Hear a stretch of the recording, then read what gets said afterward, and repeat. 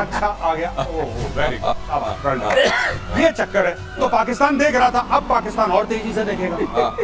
लेकिन ये जो बनेगा खतरनाक, और ब्रह्मोस को 4-4 सुखोई के ऊपर टंगेंगे। अभी एक टंगता है वन सिंगल, अब ये 4 टंगेंगे सुखोई के नीचे और फिर इससे मारा जाएगा। एक चीज और बता दें, बहुत जानने वाली थी, आखिरकार हम इंडिजिनस कैसे बनाएंगे। हम पहले ये रैम जेट, एक बार हमने कहा था राम, रैम है, रैम ये और स्क्रैम।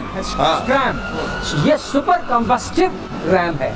उसका रैम का फायदा ये होता है कि इंजन के तो कोई वो नहीं है, टरबाइन वगैरह नहीं, तो हल्का होता है। ये हाइपरसोनिक स्पीड देता है। ये हमारी अपनी क्षमता है डीआरडीओ की। अब ये मार पड़ेगी, पहले से ज्यादा पड़ेगी और पहले से तेजी से पड़ेगी, ये समझ लीजिए। और दुनिया में हाइपरसोनिक मिसाइल बनाने की होड़ चल रही है। चीन बना रहा है PL-17 और PL-21 air to air missile.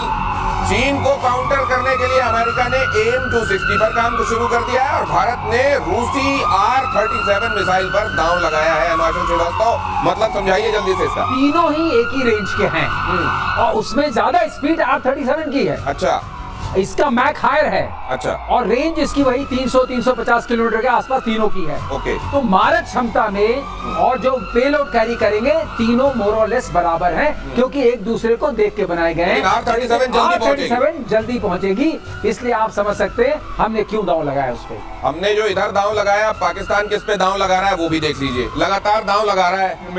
ये मिसाइल का वंदे भारत है ये। अच्छा, ये वाला मिसाइल का वंदे भारत जल्दी पहुंचेगा। बिल्कुल समय से 2 मिनट पहले। अब जरा अगली खबर देख लीजिए। दांव लगाने की बात हो रही है, भारत रशियन मिसाइल पर दांव R-37 पर लगा रहा है। अगली खबर देखिए, पाकिस्तान किस पर दांव लगा रहा है। जेल में बंद आतंकी हाफिज सईद कर रहा है रैलियां। मेजर गौरव आर्य आपको हर दिन प्रतिशोध में बताते हैं कि जिसको जेल में होना चाहिए वो दंदनाते हुए पाकिस्तान में जगह जगह घूम रहा है। बेटे तलहा पर के कंधे का सहारा लेता हुआ दिखाई दिया हाफिज। तस्वीर में लश्कर कमांडर सैफुल्लाह कसूरी के साथ दिखाई दे रहा है, लेकिन बेहद बीमार नजर आ रहा है हाफिज। लेकिन उसने अगली पीढ़ी तैयार कर दी है आतंकवादियों की। ये देखिए, हाफिज सईद अपने बेटे तलहा के साथ, कसूरी भी दिखाई दे रहा है, लेकिन इसमें हाफिज सईद बीमार बहुत दिखाई दे रहा है। लेकिन साहब, जिसको या तो दुनिया में नहीं होना चाहिए, सीखों के पीछे होना चाहिए, पाकिस्तान उसको जगह जगह घुमा रहा है, पर्यटन करा रहा है जी। और पाकिस्तान खुला करवा रहा है। मैं आपको बता रहा हूँ, पाकिस्तान में बहुत बड़ा हीरो है ये। कई भारतवासी इस मामले से बड़े कंफ्यूज हैं कि साहब वो तो आतंकवादी है, पाकिस्तान उसको क्यों हीरो। ओ भाई, हीरो है उनके लिए हीरो है, उनके लिए बहुत बड़ा आदमी है। उनके लिए ऐसा है कि आसमान से कोई फरिश्ता उतर के आया है। हाफिज सईद बहुत बड़ा आदमी है भाई पाकिस्तान के लिए। और मैं एक और बात कहता हूँ, जो इंडिया में जिसकी भी रिस्पॉन्सिबिलिटी है या नहीं भी है, एक बात मैं क्लियर कट बताना चाहता हूँ, हाफिज सईद बीमार है। अगर हाफिज सईद किसी अस्पताल में मर गया तो हमारा बहुत बड़ा नुकसान है।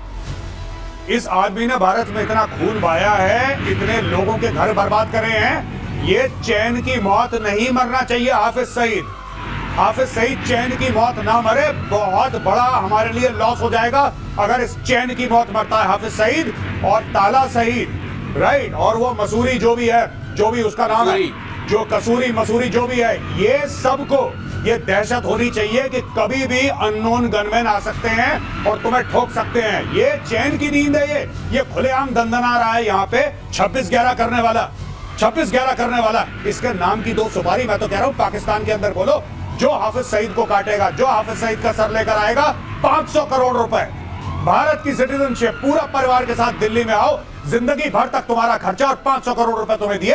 मैं बता रहा हूं, पाकिस्तानी ऐसा दौड़ा के मारेंगे। पाकिस्तान में ना हथियार की कमी है, ना पाकिस्तान में पागलों की कमी है। एक बार भारत सरकार अनाउंस करते, अमेरिका करती है, ओसामा बिन लादेन के लिए करा था ना $25 मिलियन, आप कर दो 500 करोड़, क्या है आपके लिए, कर दो 500 करोड़। गौरव बिल्कुल सही बोल रहे, रिवॉर्ड फॉर जस्टिस उनका वेबसाइट है, उसमें सबके नाम लिखे हैं और सबका रिवॉर्ड लिखा हुआ है। वो रिवॉर्ड है, रिवॉर्ड फॉर जस्टिस। मगर मैं गौरव, जो आपने कहा उसको मैं सरलीकरण करूं, अब मैं सरलीकरण करता हूं कि नया दूल्हा तैयार हुआ है, बाजा बजाने का टाइम आ गया है। ये नया दूल्हा ये दूल्हा बहुत पुराना है। नहीं, और नहीं, दूल्हे को ताला नहीं, लेकिन इसको बीच में जेल दिखाने भी ले जाते हैं। क्या ये सही साहब, दुनिया भर में कहा हुआ हमने, तो आइए आज जरा जेल भी टहल लीजिए, थोड़ा वहाँ की कुछ पिक्चर्स भी हम बाहर कर देंगे। बिल्कुल साहब, ये मैं बता रहा हूँ, इसका कहीं आते जाते बाहर कहीं आता होगा। ये हाफिज सईद अपने घर से निकलता है, पब्लिक रैली अटेंड करता है। हाफिज सईद को मारना कितना मुश्किल है, मुझे आज तक समझ में नहीं आया। कितना मुश्किल होगा, खुद थोड़ा मारना है, आपको पाकिस्तानियों को बोलना है पाकिस्तानी वो कौम है जहां पे पाकिस्तानी एयरफोर्स वालों ने, पाकिस्तान के एयरफोर्स वालों ने परवेज मुशर्रफ की हत्या की साजिश करी और एक्चुअली अटेम्प्ट करा अपने आर्मी चीफ, अपने प्रेसिडेंट को मारना। ये पाकिस्तानी एयरफोर्स के कारनामे हैं भाई। क्या बात कर, पाकिस्तान में हर चीज पॉसिबल है। आपको पता है कुछ समय पहले, आज से 7-8 साल पहले, जब इनका बहुत बड़ा एक ऑपरेशन चला था पाकिस्तान में, तब ये डिस्कवर हुआ था पाकिस्तान के अंदर कि एक सुसाइड बॉम्बिंग का स्कूल खोला है पाकिस्तानियों ने और वहां पे सुसाइड बॉम्बर किराए पे मिलते हैं। आप 5 लाख रुपए दीजिए एक सुसाइड बॉम्बर को ले जाइए। ये पाकिस्तान में होता है यार। लेकिन दूसरी बार किराए में कैसे लेगा कोई इसको, अगर वो सुसाइड बॉम्बर है? वो कह रहा था किराए पे, वो एक्चुअली वन वे टिकट है। एक बार आपने कर दिया तो फिर उसका थैंक यू। पूरी मिसाइल टाइप है। अच्छा। एक बार गई तो बस हायर किया जा सकता है, उसके बाद अगला उसी तरह का तैयार मिलेगा आपको। वहां पर हर चीज का प्राइस टैग है, प्राइस नहीं, किराया टैग। वो किराया दीजिए और इस्तेमाल कीजिए। ये आतंकवाद अब और पनपने मत दीजिए। ये कह रहे हैं मेजर गौरव आर्य। और चीन पाकिस्तान पर स्पेस से निगाह रखेगा। भारत 2029 तक 52 स्पेशल डिफेंस सैटेलाइट भेजे जाएंगे। आर्टिफिशियल इंटेलिजेंस बेस्ड होंगे सैटेलाइट।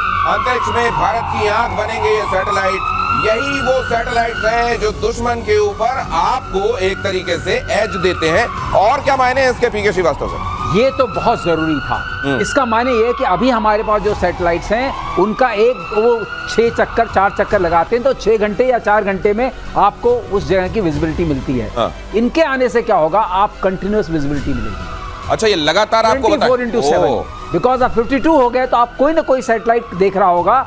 फिर हम वो सिंथेटिक पिक्चर बना सकते हैं, हमें पता चलेगा क्या मूवमेंट हो रहा है, आप जो वो बताते हैं आकाश तीर और IACCS, उसको बहुत मदद मिलेगी। जाएगा आपको कंप्लीट पिक्चर हमेशा रहेगी, जिसको हम ऑर्डर ऑफ बैटल बोलते हैं। मतलब कहां पर टैंक हैं, कहां पर ट्रूप्स हैं, कहां पर मिसाइल्स हैं, कहां पर कारखानों में क्या हो रहा है और कहां पर इस तरह के ट्रक जा रहे हैं ढूंढने के लिए कि उसके नीचे हुआ क्या है। तो ये सैटेलाइट एक तरीके से लगातार आपकी आंखों के तौर पर आपके दुश्मन के ऊपर देख रही होंगी और आपको ये पता चल रहा होगा वहां हरकतें क्या हो रही हैं और हमको तैयारियां क्या करनी है। अगली खबर आपको दिखाता हूं। तुर्की के लिए गले की फांस बन गया S-400।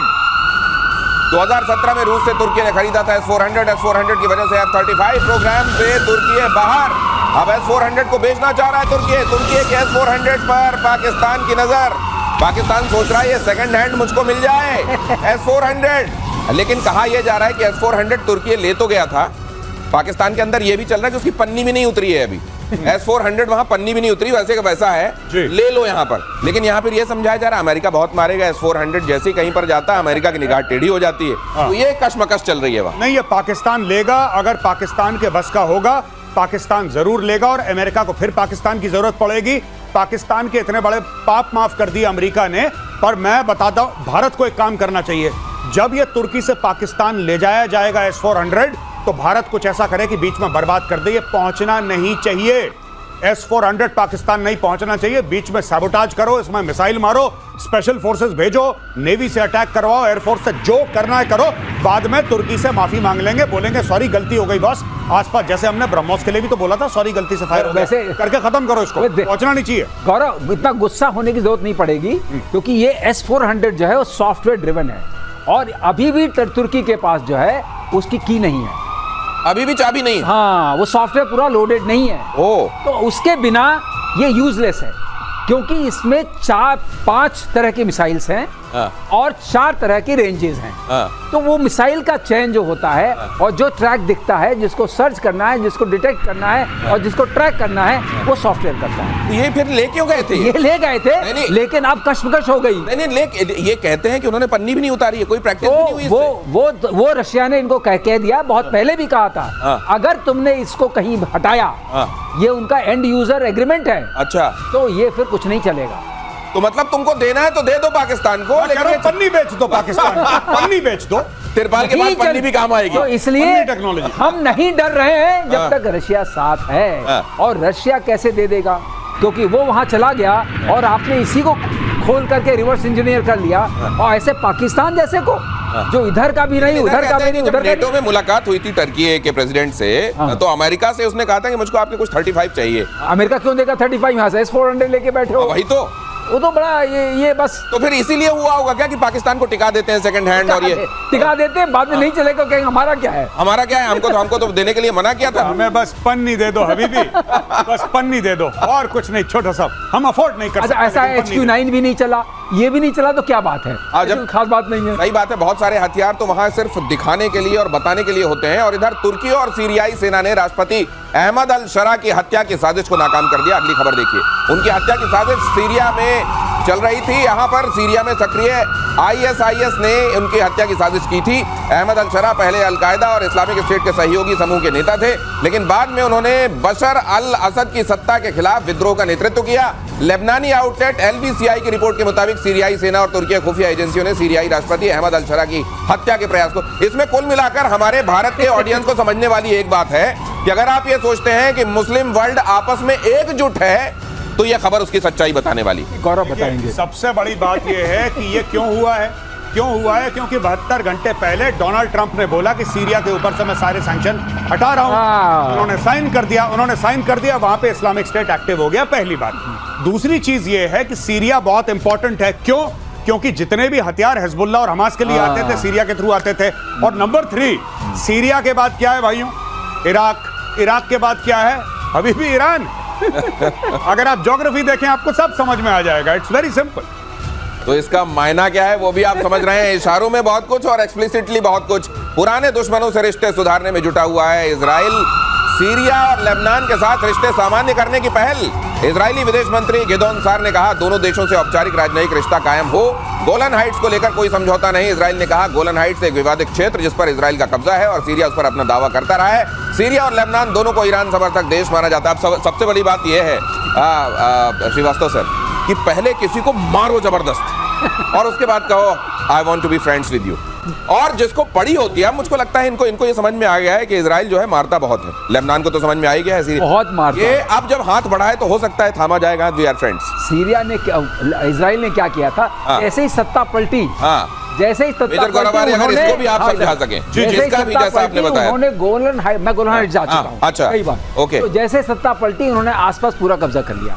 अच्छा, सारा हटा दिया, सारा नेस्तनाबूद कर दिया। ये साइड तो सीरिया में before he could become president, जो सीरियन रेबल से, और लेबनान में उधर का मामला पर क्लोज कीजिए। तो मैं ये जानना चाह रहा हूं सर, ये बात का हिस्सा उन्होंने साफ कर रखा है। अच्छा। और यहाँ का हिस्सा भी साफ कर रखा है। ओके। अब कहाँ हाथ में ला लो, क्योंकि उन्होंने अपनी बफर क्रिएट कर ली है। अच्छा, बफर क्रिएट करने के बाद का हमारा काम हो गया, अब चलो दोस्त हो सकते हैं। और गोलन हाइट्स हैं जो ऊंचाई पर है, दिखता सारा है, वहां पर सारे रेडार्स वगैरह रखा है, और इधर साफ कर दिया, इधर साफ कर दिया। अब ठीक है, अब हम आश्वस्त हैं, आइए मिलते हैं। नहीं तो इस बात से उनको प्लीज, इसमें ईरान और खास तौर से वो मुल्क जो ये कहते रहे कि देखिए कम से कम जो इस्लाम को मानने वाले मुल्क हैं उनको तो सपोर्ट नहीं करना चाहिए इजराइल को, तो इससे बड़ी तकलीफ होगी उन्हें। देखिए उम्मा सब चूरन है, इसकी कोई वैल्यू नहीं है फालतू में। ये देखिए ये गोलान हाइट्स है, यहाँ पे डमास्कस है जो कैपिटल है सीरिया की, दमिश्क। इजरायली जो ब्रिगेड है, गोलान ब्रिगेड, वो 25 किलोमीटर दूर पहुंच गई थी दमिश्क के।